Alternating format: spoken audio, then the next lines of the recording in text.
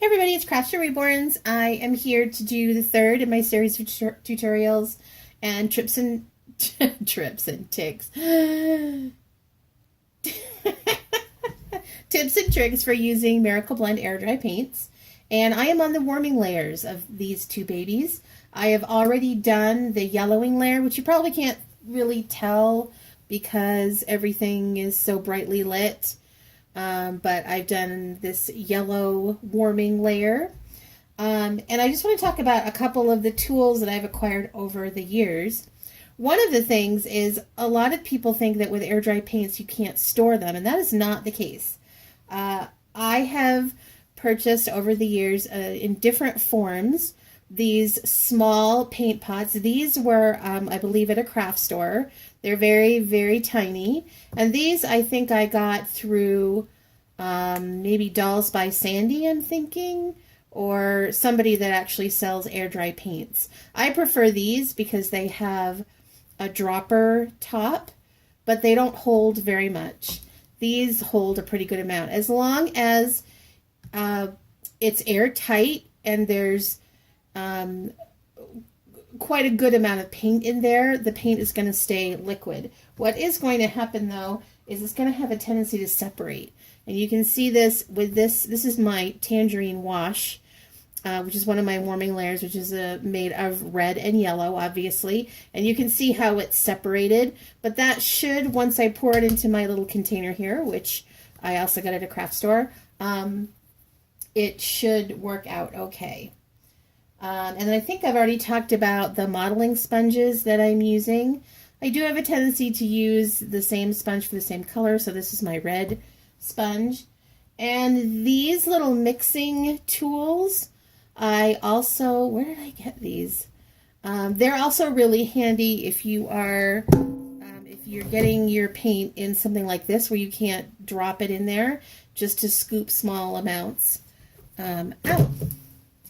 So that's it. So now we're doing the second of the warming layers, and this is a blood red Mottle using the crease red color, which you should never use for creases, but when it's really, really thin down, it makes an excellent mottling color. So I'm going to put all of that in there, because I am doing a fairly large size baby and this mini baby at the same time. Just going to mix it up. I have a little more in there if I need it. And you can see I kind of like to paint it up on the side to make sure it's got that translucent feel. And then I also kind of like to paint a little bit here on my puppy pad. And that looks pretty good, but it's a little on the dark side, so I think I'm going to just put one dropper full of water in there and mix it up again. Again, I'm painting on the side of my bowl just to see the translucency. I think maybe one more.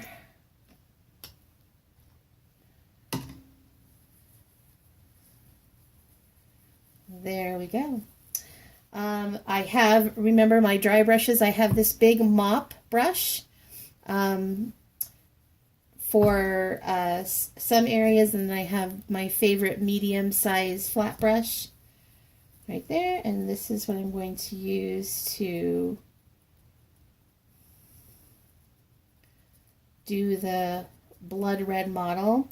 And this idea of a blood red Mottle is one of my earliest attempts at a warming layer, and I can't keep credit for this one. This one came from customdollbaby.com, and she has some tutorials on YouTube that I really, really like, and this was one of her ideas and creations that made a huge difference. And like I said, it was my first foray into a warming model, although I didn't really understand that at the time. And basically I am just going all over for the first layer.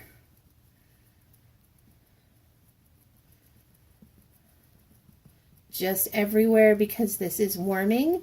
I'm even going to do the lips a little bit. That is looking really, really good. I like to do the ears because I find that in my observation of tiny babies that their ears are pretty dark. Okay. Now I'm going to come over to my mini baby.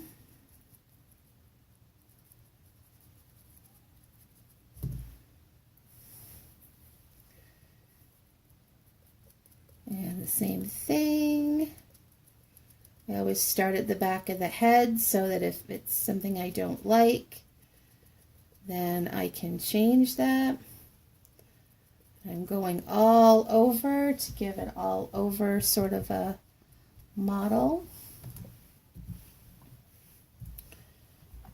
I'm just going to pull these off.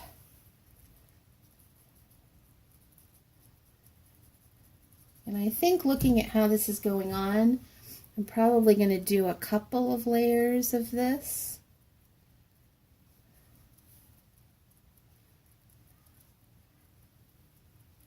And I'm pushing down a little bit harder on this, on the limbs. You want to be really gentle on the modeling of the face. Most people don't like a heavily modeled face, and that doesn't really fit too well with how babies look.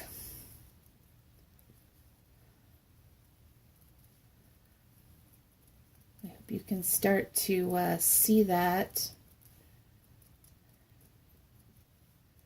And you can kind of see right there, I'm hoping that that's a little dark spot.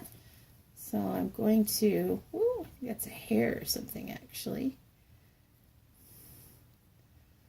Yeah, and then just kind of take care of that right away. Again, with air dry paints, it's really important as soon as you see something like that to instantly do something about it. Because you don't want your paint to dry. And also notice that every once in a while I'm mixing up the color. The paint and the water have a tendency to separate from each other. So every once in a while I just want to make sure that it's nice and well mixed. Ooh, it's tough to get in there with this mini baby.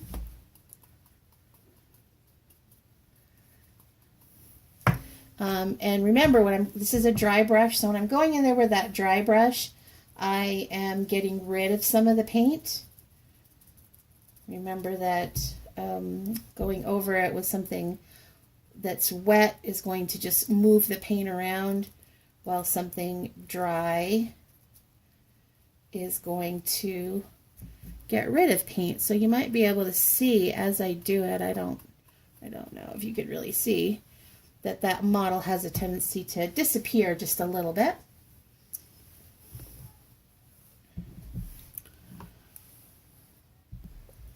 Now I'm going to do the arms. And I can already see on my head, I think I'm going to go a little bit darker. I think I'm going to do another layer.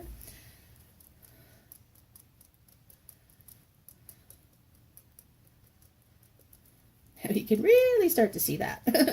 We're going to have to tone that down just a scotch.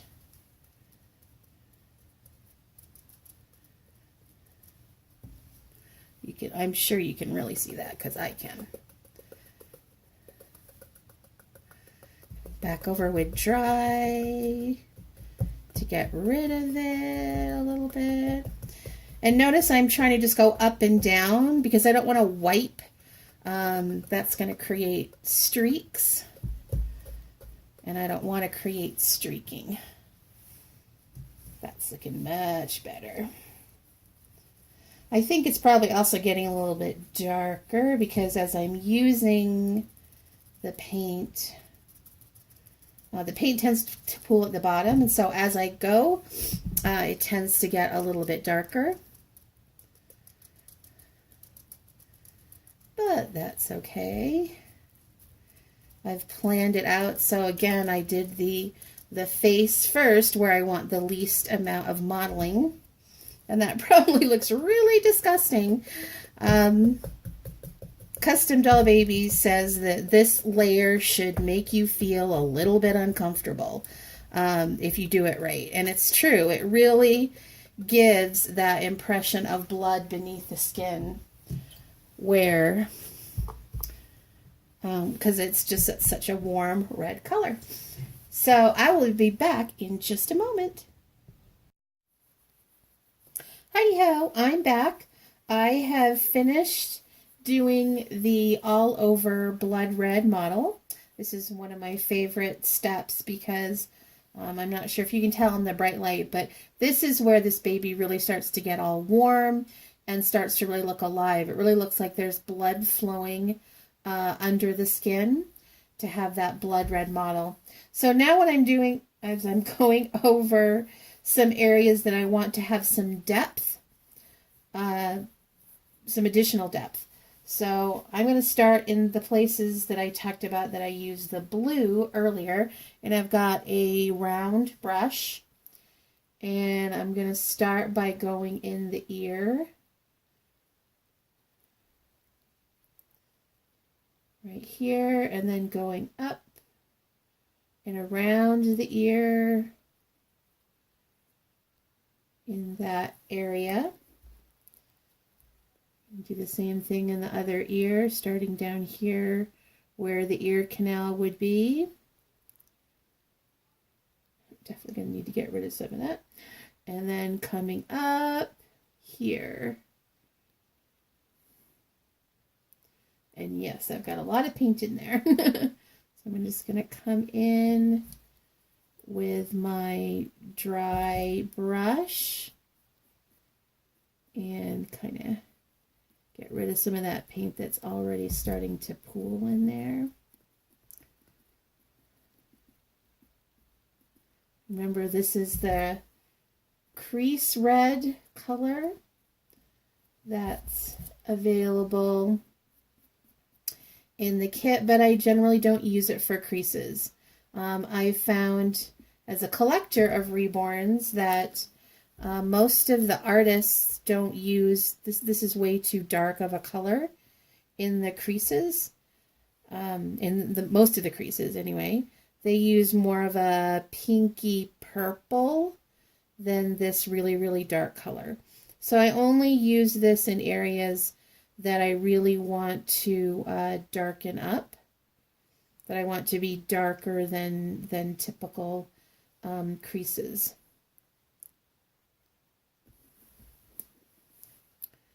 And places where I want to have more of a blood red color, like the little lip divot. I don't know what you call that. What do you call that lip divot thing right there? I don't have a name for it. So that I want to be more of a blood red color than a pinky color. And again, in some of the creases, like the creases in the mouth, that I definitely want to be darker than the lips. And get some more pooling paint in there. There we go. It is very, very subtle. So places like in an open mouth, I definitely want the roof of the mouth to be darker. I want the tongue to be darker than the lips. I want the inside of the nose to be darkened.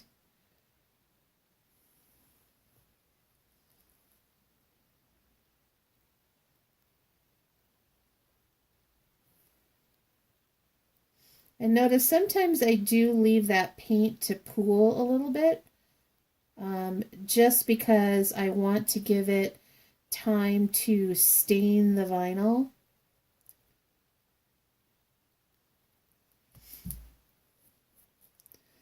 Before I come back and say, yeah, I really don't want that much paint. I want to get rid of some of that. Like I said, one of the things I've noticed about babies watching babies, which is something you do as an artist, is their ears are really a dark red. So there we go. And then basically I'm going to be going over the places in that I did bluing before, those places where I want the deeper, darker creases. So one is here in the arm, this one right here.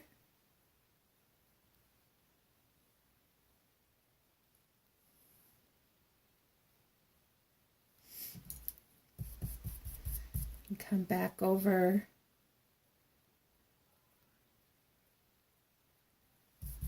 with my dry brush.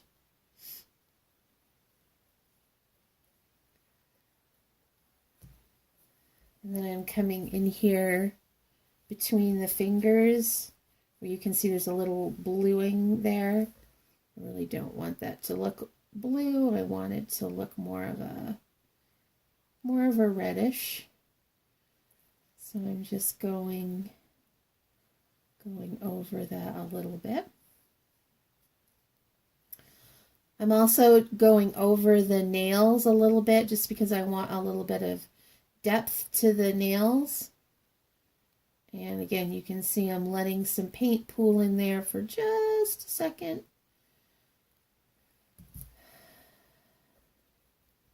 And then coming back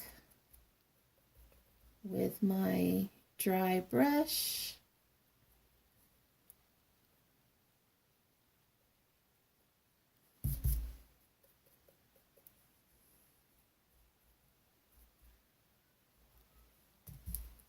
This is an area I find that got a little more blue than I wanted it to be.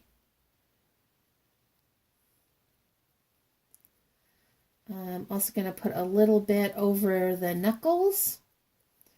And I call this technique pre-blushing. So these are areas that are going to get blushed with a more pinky color later on. But sometimes it can be, again, it's an area I want to be dimensional. And again, I find with babies that their fingers and toes tend to be one of the more redder areas of their bodies.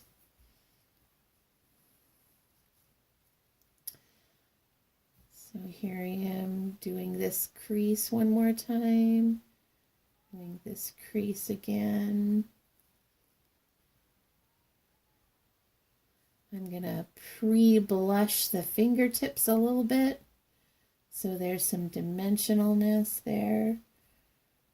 I'm going to just go over the hand, and that's mostly because it was really hard to get in there with the sponge, and so it tends to look kind of white. And again, babies' hands have more of a tendency to be sort of a pinker part of their body. A lot of blood flow go into those areas for some reason. I don't know why. And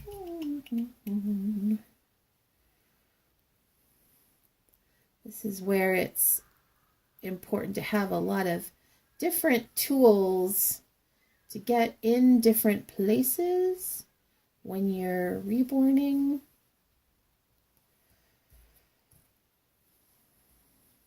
Just really want to get into all those nooks and crannies.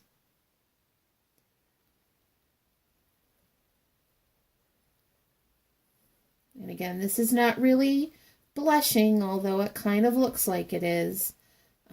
It's just pre-blushing. Just a little bit of pre-brushing. And sometimes with the air dry paints, like I said, let it sit there for a minute. I'll blow on it just to actually want it to dry a little bit more and adhere a little bit more.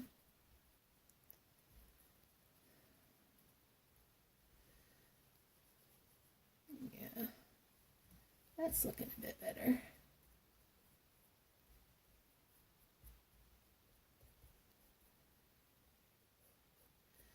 Still don't want it to catch in there though in those creases. I want it to be a little bit darker, but not a whole lot darker. Okay, oops, sorry. I'm going to just leave that one out. So I want to be able to look at it as I'm doing this one. Make sure they match.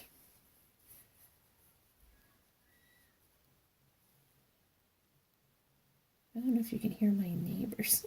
My neighbor's child is screaming. I'm not really sure why.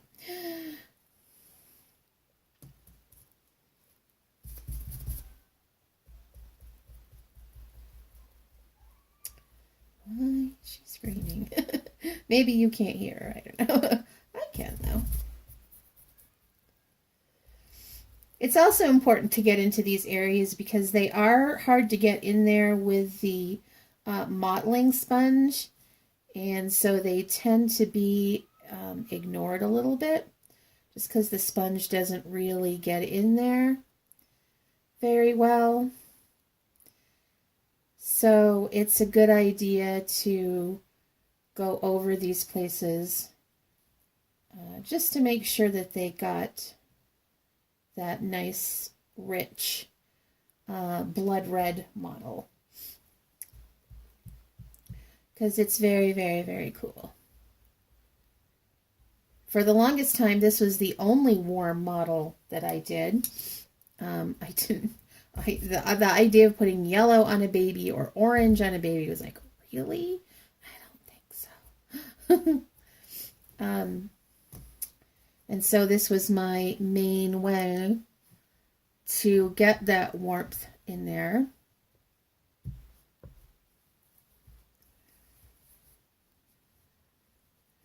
And so I still spend a lot of time on this mottling layer.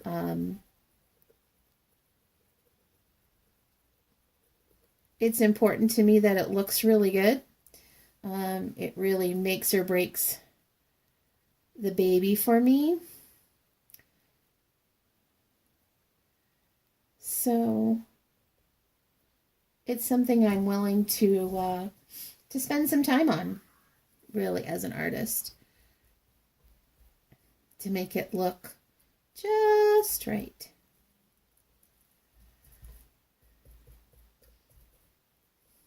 It's amazing how hard it is to get in there. One of the hardest things is being careful not to make it too much because, like I said, this is a very brownish red, and it's important to know that I am going to be coming back to these and turning them into and blushing them with a lighter pink color. This is a perfect example, this limb. I'm not sure if you can see that all over it's got this great skin tone, but I couldn't really get into this crease. And you can see the toes are, maybe you can't see, but I can see that the toes are a lot lighter than the rest of the baby. So really getting in there and getting those toesy woesies is really important.